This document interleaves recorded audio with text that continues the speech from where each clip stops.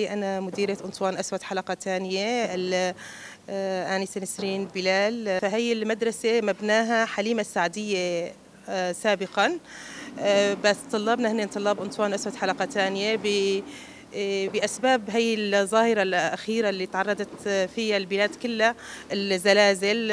طبعا المدارس توقفت، الطلاب وقفوا عن الدوام. هون بالنسبة للشيخ مقصود بالنسبة للدوام كله متوقف، بس الإداريين والمدرسين عبيجوا والشغلات الورقيات وهي بس الطلاب ما في دوام واقف. إن شاء الله عم نبعث للأهالي إنه الأسبوع القادم بده يبلش الدوام. هون بالنسبة لمدرستنا تضررت كتير بالنسبة لهالظاهرة. نحن مدرستنا عبارة عن مبنى أساسي وملحق، والمبنى قديم، يعني الملحق كتير متضرر. الملحق أنا بصراحة ما يعني طلاب ما خرج يجوا يداوموا بهذا الملحق، ونحن طلابنا أعدادهم كبيرة. هلا التواسع انقطعوا، نحن عندنا سوابع وتوامن وعندنا مدرسة بفوجين، يعني مدرستنا بدها يعني طلابنا كتار ما رح يسعون المبنى لحاله. فإيش في مقاعد زيادة بهذا الملحق عم ناخذهم على المبنى الأساسي. بدنا ندمج الطلاب في حال إذا إجوا يكون موجود محلهم كذا. بدنا نحاول نعمل حل إسعافي. أهم شيء الطلاب اللي رايدين يداوموا يكون لهم محل وهيك شيء. وبالنسبة للترميم، اليوم بلش الترميم عنا اليوم. يعطيهم ألف عافية. إجوا هون بدهم يعملوا هون جسر فاصل بين المبنى الأساسي والملحق، مشان إذا نزلوا الطلاب على الباحة ما يكون في عليهم ضرر، ما يقربوا على هذا الملحق.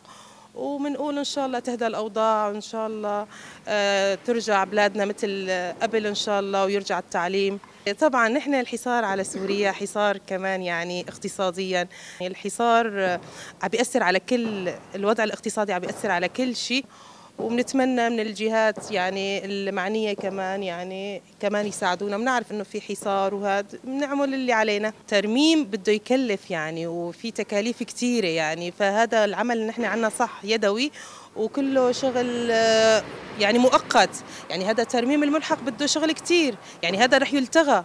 بس نحن بحاجة لملحق أو لمدرسة ثانية تترمم أو كذا.